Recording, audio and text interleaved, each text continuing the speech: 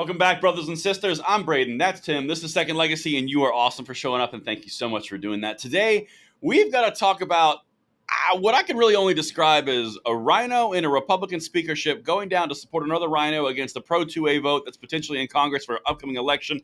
This is going to be a thing because I think Brandon Herrera might be caught in a little bit of a civil war in the Republican Party right now. We're going to break it all down, show you the ins and outs, and get your opinion right down there in the comments field. So, of course, guys, make sure you hit that like button, subscribe to the channel, and turn the notification bell on if you are liking what we are putting out. And, of course, we got to say a quick word from our sponsor who makes this all possible, and then we're going to get into this. And the content today is brought to you by a sponsor, Ammo Squared. Now, this is such an interesting idea, guys. We're talking about retirement accounts for your ammo. It's a thing. This is something you guys definitely at least look at if you're interested. So what's really cool about it is you can tell Ammo Squared what type of ammunition you want, and it'll automatically purchase that ammunition throughout the month. You can also sell the ammunition back if you don't want it, or you can just say, send it to me now, and they'll hold it for you. They'll store it for free, and they'll ship it to you whenever you request it. There's so many cool features about this service. You really need to check them out at ammosquared.com, and we want to thank them for sponsoring today's video. All right, Tim. Civil War. Doesn't it just get tingles, right? It's overused. Yeah, but we got that horrible A24 movie that came out. Don't go see it. Wait for it to... Not worth it? No, it's horrible. Okay. Yeah. Okay. Well, what kind of American are you, though? Yeah. Well, we don't even know because the movie doesn't tell you. That's one of the many endless plot lines that go nowhere. Start from nowhere, go nowhere. It's just random violence. But anyway, yeah, don't watch the movie. It's horrible.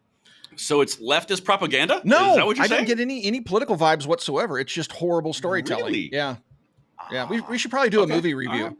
Would you guys enjoy that? Comment down below. Would you like us to review certain movies that might have something to do with the Second Amendment, like Civil War? Let us know, because I think that would be kind of fun, because I just love to have the opportunity to share my thoughts on that one. I think that's a good idea. I look forward to hearing if you guys like that idea. So, Tim, right now, this happened yesterday. Speaker Mike Johnson, he went down to San Antonio. Now, why is that important to us?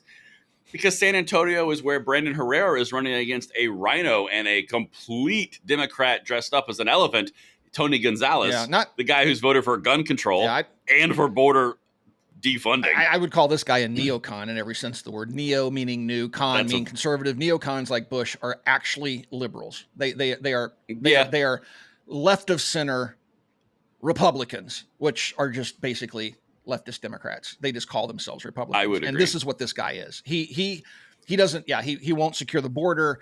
He is not pro-gun. He is not anything that you might assign to being a conservative value. This guy has literally voted against many times. So in the fact that that Johnson's going down there, I remember when this guy came to power, and the first thing he said, you know, I'm not going to let any anti-gun legislation make it to the floor for a vote. And we in the 2A community were like, yes.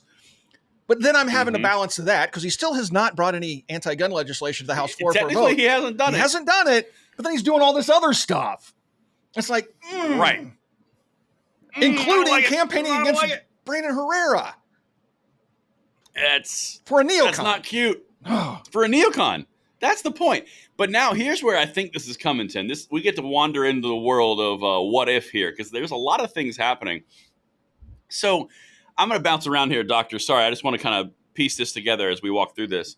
But Tim, about a month ago, Johnson put this out, and this is on CNN. This is number 10. Knock it off. Speaker Mike Johnson tries to stop Republicans from campaigning against each other in bitter primary battles. Okay, well, that didn't age well. No, because what's he do a couple weeks later? Goes exactly that. Right down to San Antonio. Yeah. Right, does exactly that. And that's... I'm really having trouble squaring. I like your take on it 100%. Has he put forward a gun control bill or vote? Nope, he has not. He definitely hasn't. But did he put forward Ukraine funding and a big old stimulus bill that's going out of our borders? Yeah, he did do that. Yeah. Is he now going against Brandon Herrera in order to support a absolute gun control vote on the Republican side? Yeah, he also did that. I'm like, Mike, what you doing there, guy? And he's backing this neocon that would gladly vote against our Second Amendment rights. He already has. I mean, that's what I'm saying. He voted for the Safer Communities Act. Yeah, he did. And if assault weapons ban went across the House, he would vote for that one too, most likely. So this guy, just like Brian Fitzpatrick. And so the fact that Johnson's out there campaigning for this guy for no other reason than he's an incumbent, right? He for whatever reason, he claims to be pro 2A, but then when he's weighing Gonzalez against Herrera, he's going with Gonzalez. Well, how do you reconcile that? So that I think we're about to get to that. That shakes my foundation on his claim that he would never bring a vote to the floor that would be anti-gun. So I don't trust this guy. And the fact that he's campaigning against Brandon tells me a couple of things. First of all, he's not as pro-gun as he claims to be. And secondly, he's backing a neocon. And thirdly, Brandon is scaring the crap out of him. All those things are true. You don't get the House into a primary in Texas, the House Speaker, to show up unless something very scary is going on in his world. And that scary is Brandon Herrera. Absolutely true. You could not have said that better. That is exactly what's happening. But listen to how else this guy, Tony's freaking out. This is number 11. GOP lawmaker has strong words for other Republicans as infighting revs up. Again, this is the same content. Representative Tony Gonzalez, Republican Texas, called some of his fellow lawmakers scumbags on Sunday as GOP infighting has reached new heights in the House. Then he also criticized Bob Good, Republican from Virginia, for supporting his Republican opponent, Brandon Herrera, a gun rights activist. Gonzalez alleged that Herrera is a known neo-Nazi and referred to the Ku Klux Klan. You piece of crap. Just so you guys know, Brandon did a video on a gun called the MP40, and that makes him a neo-Nazi. And the other thing is Brandon Herrera is a comedian, and a damn good one, right? And he cracks jokes, what would be called gallows humor or military humor. It's a type of humor that is very common with a large segment of our population. Very good at it. And they tried to claim that he's anti-veteran and all this other stuff because of jokes he's cracked. Yet he's had veterans on podcasts talking about, the VA and how screwed up it is and all this other stuff. They're trying to paint him as some sort of, fascist neo-Nazi. Yeah, and it's all based on his comedic videos that he's done in the past. Nothing, and this constantly gets pointed out to him on Twitter, but he just ignores it. He gets ratioed. There's a Twitter poster. I can't really say his name because it's a big long acronym for the Pacific Northwest, right. But he's constantly posting the ratio cat under every post that Gonzalez makes or his team Tony makes. And he posts this ratio cat was just this goofy cat with a tongue sticking out. And it always gets more likes than whatever Gonzalez's team posts. Whatever. And so the ratio cat is hysterical. I'll grab an image so Doc can throw it up and show you what it looks like. But it's But you know what struck me on this, Tim? What I just read to you? You know those tactics, you know what they sound like? What's that? The left. Well, yeah. He's a known neo-Nazi. Yeah. He's a scumbag. He's referred to the Ku Klux Klan. Those are the tactics of the leftist gun-controlling liberals. Yep. Just saying. It is. I fight them every single day, day in, day out. This right here is not the attacks of a conservative. This is the attack style of a leftist gun controller. You call everybody a racist. You call everybody a fascist or a Nazi. You call everybody a Klans member. All demonstrable lies, right? Absolutely. And it's all to defame somebody that's running against him that actually has core values that are more in tune with the people that need to be represented in District 23 of Texas. So correct. It's unbelievable, but you're absolutely right. This is a playbook straight out of the Communist Manifesto. This is typical Democrat nonsense right here on full display. And why they absolutely. And what gets me is some people will actually go for this. I saw a picture that Gonzalez posted of a fundraiser he had, and all these neocons standing around in suits, looking all dressed up. And I have to ask myself, do they really understand what this man stands for or doesn't stand for? How do you call yourself a conservative? They understand what they get him. They're paying for access, and they're paying for the novelty of having a congressman in their pocket. That's what they're doing. It's got to be it. That's exactly what it is. But I just wanted to point that out because this guy is using the tactics of the left against a fellow conservative. So just saying. But now let's get into the point where I think this is kind of what's spurring this, Tim. This is where we get into the little high school cliquey hot girl conflict. So this is number 7. Matt Gaetz brushes off Johnson's warning against campaigning against fellow House Republicans. So the reason this is interesting is this part right here. So tell me if this sounds familiar. This is number 8. Representative Matt Gaetz waved off House Speaker Mike Johnson's plea to cease campaigning against fellow Republicans in the primaries. At the House Republican retreat in West Virginia last week, this is a prior article, Johnson warned party members not to campaign against each other. Gaetz, who is leading efforts to primary representatives Mike Bost and Tony Gonzalez, indicated that he would ignore the complaint. And then Johnson goes and does Interesting. it. Yeah. But Isn't that fascinating? Yep. And look, folks, the reason Johnson doesn't want Republicans campaigning against Republicans because he's trying to maintain the status quo, right? Mm-hmm. And it because there's really no threat. If Brandon were to win the primary and go to the general election, that would be a good thing, but it would change the status quo. And so Johnson has just proved himself to be a swamp critter. This is typical left of center rhinos, let's call them in Johnson's case, or neocons in Gonzalez's case. This is their typical behavior. And so yes, it is. Anything that Johnson says going forward, I'm suspecting the best course of action is to do the exact opposite, like what Gates is doing here.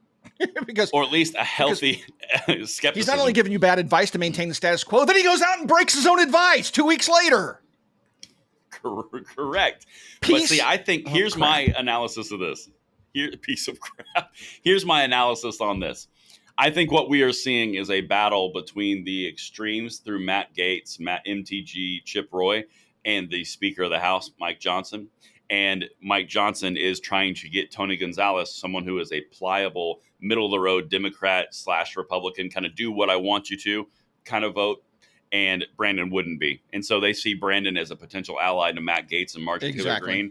And so they're trying to isolate him out and not let him in to strangle off the power of Matt Gaetz. I think Brandon is caught in a political snake pit in a fight between Matt Gaetz and Speaker Mike Johnson. Well, that's what I think is happening. That's what I see. Johnson on the status quo side, and you have Herrera on the disruptor side. I want the disruptor because I'm tired of the status quo, because the status quo is taking us down a path we're never going to recover from.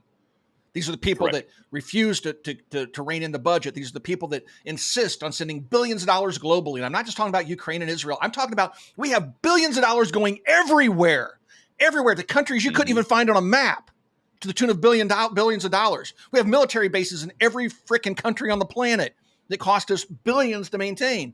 And they're funding all this stuff.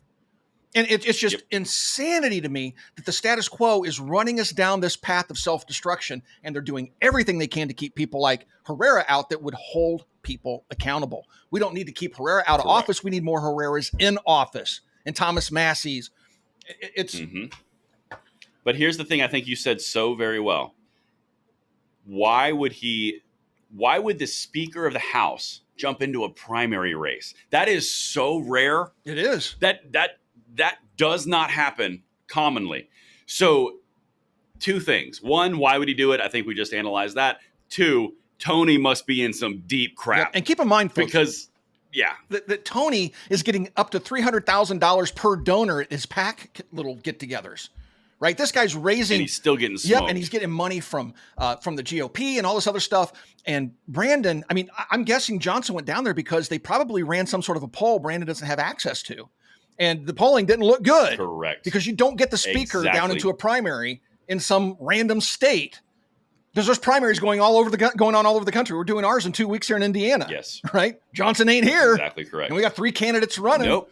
Well, that's at the state level. But anyway, it's crazy. But to the point, it's the point of the implications of the actions and what they mean are bigger than the actual actions. That's the whole point. But I want to wrap this up. This is a quote from Johnson 3 weeks ago.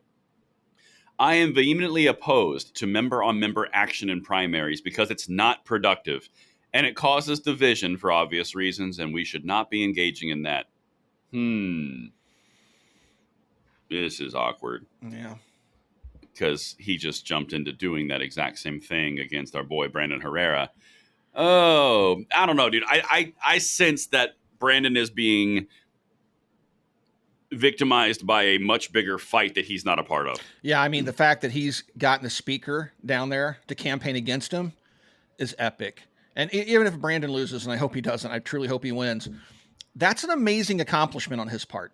The fact that he forced the Speaker of the House to come to District 23 in Texas and campaign against him, that's a substantial win in my book, because he's making waves and scaring the establishment. And that's a good thing. We need more people doing it.